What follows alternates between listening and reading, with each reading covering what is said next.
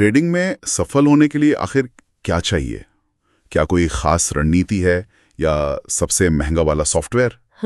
आज हमारे पास जो स्रोत है वो कुछ और ही कहानी बताते हैं। वो कहते हैं कि असली जंग तो दिमाग के अंदर होती है। बिल्कुल। ये स्रोत ट्रेडिंग मनोविज्ञान, अनुशासन और रिस्क मैनेजमेंट की गहराइयों में जाते हैं, खासकर मार्क डगलस जैसे एक्सपर्ट्स की सोच पर फोकस करते हुए। हाँ, तो चलिए आज इसी मानसिक खेल को समझने की कोशिश करते हैं। बिल्कुल। अक्सर लोग क्या करते हैं कि तकनीकी विश्लेषण में ही उलझे रहते हैं, है ना? हाँ, लेकिन वो भावनात्मक स्थिरता और एक अनुशासित सोच, उसके बिना वो विश्लेषण भी उतना कारगर नहीं रहता। सही बात है। आज हम इसी बात की तह तक जाएंगे कि भाई क्यों कुछ लोग लगातार मुनाफा कमाते हैं जबकि ज्यादातर लोग संघर्ष ही करते रह जाते हैं। ये बात दिलचस्प है, क्योंकि ट्रेडिंग ऊपर से देखो तो कितनी आसान लगती है, बस खरीदना है, बेचना है, कभी कभी जीत भी जाते हैं। हाँ, लेकिन लगातार जीतना ये इतना मुश्किल क्यों हो जाता है? मार्क डगलस ने इस पे काफी कुछ कहा है, जैसा आपने बताया। जी, यहीं पर वो मनोविज्ञान वाला एंगल आता है। डर कि कहीं नुकसान ना हो जाए, लालच कि और कमा लो थोड़ा और नुकसान होने पर उसे मान ही ना पाना कि हाँ मुझसे गलती हुई। ये सबसे आम मानसिक जाल है। अच्छा।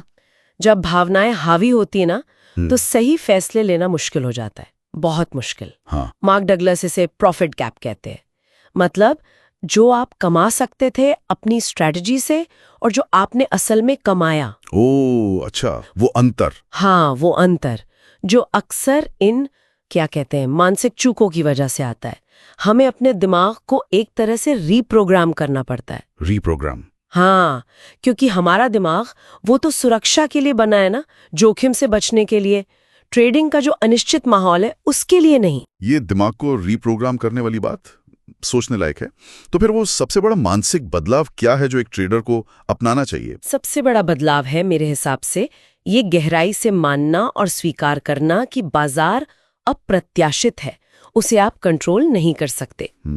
मार्क डगलस का एक मुख्य सिद्धांत है जो बहुत जरूरी है समझना। किसी भी एक अकेले ट्रेड का नतीजा वो पूरी तरह से रैंडम है, बेतरतीब। रैंडम? हाँ, जैसे इन स्रोतों से निकले सिद्धांतों में से एक कहता है कुछ भी हो सकता है। आपकी ट्रेडिंग स्ट्रैटेजी या एनालिसिस आपको एक ट्रेड में जीत की गारंटी नहीं देते। अच्छा। वो सिर्फ इतना करते हैं कि लगातार कई ट्रेड्स में, मतलब एक सीरीज में, सफलता की संभावना को थोड़ा सा आपकी तरफ झुका देते हैं। इसी को एज कहते हैं। एज? हाँ, सुना है। मतलब मान लीजिए आप अपनी स्ट्रैटेजी 100 बार इस्तेमाल करें तो शायद आप 55 बार जीतें और 45 बार हारें। ये जो छोटी सी बढ़त है ना, यही लंबे समय में मुनाफा दिलाती है। अच्छा, तो मतलब हर ट्रेड की नतीजे का अंदाजा लगाने की कोशिश छोड़ दें और बस संभावनाओं के दायरे में सोचें। एग्जैक्टली। जैसे एक और सिद्धांत कहता है, संभावनाओं में सोचो। बिल्कुल। और साथ ही ये समझना कि हर पल हर क्षण अनोखा है। अनोखा कैसे? मतलब भले ही कोई चार्ट पैटर्न आपको पहले जैसा दिख रहा हो, बिल्कुल वैसा ही, लेकिन नतीजा अलग हो सकता है। क्यों? क्योंकि उस क्षण बाजार में जो लोग हैं, उनकी भावनाएं, उनकी सोच, वो हमेशा बदलती रहती है। माहौल अलग होता है। इसीलिए एक और सिद्धांत है, हर ट्रेड यूनिक है। ठीक है, ये बात तो समझ आई। अगर हर ट्रेड का नतीजा अनिश्चित है और कुछ भी हो सकता है, तो फिर लगातार मुनाफा कैसे कमाएं? अनुशासन इसमें कैसे मदद करता है? यही अनुशासन और धैर्य हीरो बन जाते हैं। अच्छा। अनुशासन का मतलब है अपनी बनाई हुई ट्रेडिंग योजना, अपने नियम और सबसे जरूरी अपना रिस्क मैनेजमेंट, उस पर टिके रहना। चाहे जो हो, चाहे आपका मन कुछ भी कह रहा हो या बाजार कितना भी डरावना क्यों ना लग रहा हो। जैसा एक सिद्धांत है, डिसिप्लिन। डिसिप्लिन और धैर्य का मतलब है सही मौके का इंतजार करना, जल्दबाजी में कूद नहीं पड़ना। वो जो फोमो होता है ना, हाँ, फियर ऑफ मिसिंग आउट। हाँ, कि अरे मौका छूट जाएगा, उससे बचना। ये सुनने में तो बहुत सही लगता है, पर इसे अमल में लाना रोज की ट्रेडिंग में कैसे करें? इसके लिए कुछ ठोस कदम है। बिल्कुल, जैसे एक ट्रेडिंग जर्नल रखना। जर्नल मतलब क्या? ट्रेड लिया, कब लिया? वो तो है ही, लेकिन उससे ज्यादा ये कि उस ट्रेड के वक्त आप क्या महसूस कर रहे थे। डर लगा, लालच आया, क्यों ट्रेड लिया या क्यों जल्दी निकल गए। अच्छा। अपनी भावनाओं को ट्रैक करना, हाँ। ताकि आप अपने पैटर्न समझ सकें। और फिर एक रूटीन बनाना, नियमित रूप से ब्रेक लेना, और खासकर शुरुआत में छोटे पोजीशन साइज से ट्रेड करना, धीरे धीरे। छोटे साइज से। जी। और स्टॉप लॉस। जी। ये तो मतलब नॉन नेगोशिएबल है। स्टॉप लॉस मतलब ट्रेड लेने से पहले ही तय कर लेना कि कितना नुकसान झेल सकते हैं। बिल्कुल। और उस लेवल पर सिस्टम अपने आप ट्रेड काट दे। रिस्क रिवॉर्ड रेशियो यानी RRR, वो इसमें मदद करता है। हाँ, RR जैसे 1.2। हाँ, मतलब ₹1 के रिस्क पर कम से कम ₹2 का टारगेट रखना या उससे बेहतर। और पोजीशन साइजिंग भी। वो क्या है? मतलब अपने पूरे कैपिटल का कितना प्रतिशत आप एक ट्रेड में रिस्क कर रहे हैं। जैसे नियम बना लिया कि 1% या 2% से ज्यादा नहीं, तो आप कैलकुलेट करते हैं कि उस हिसाब से कितने शेयर या कॉन्ट्रैक्ट लेने हैं। ओके। तो ये सब मिलकर अनुशासन बनाने में मदद करते हैं। जी।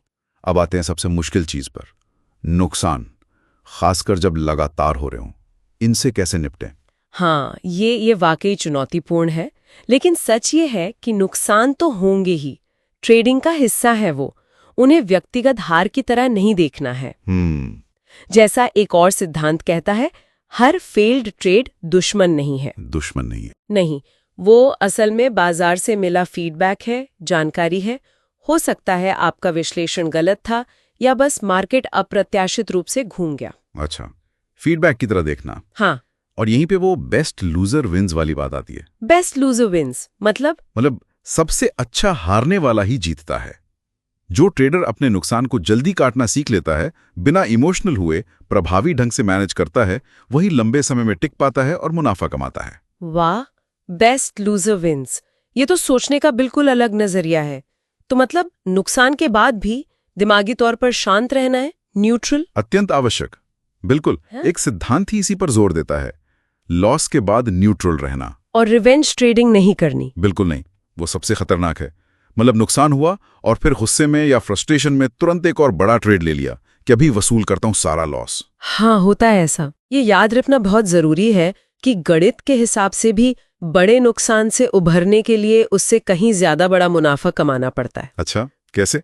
मान लीजिए आपका 50% कैपिटल डूब गया, तो वापस उसी लेवल पर आने के लिए आपको 50% नहीं बल्कि 100% का रिटर्न कमाना होगा। अरे हाँ, 100%।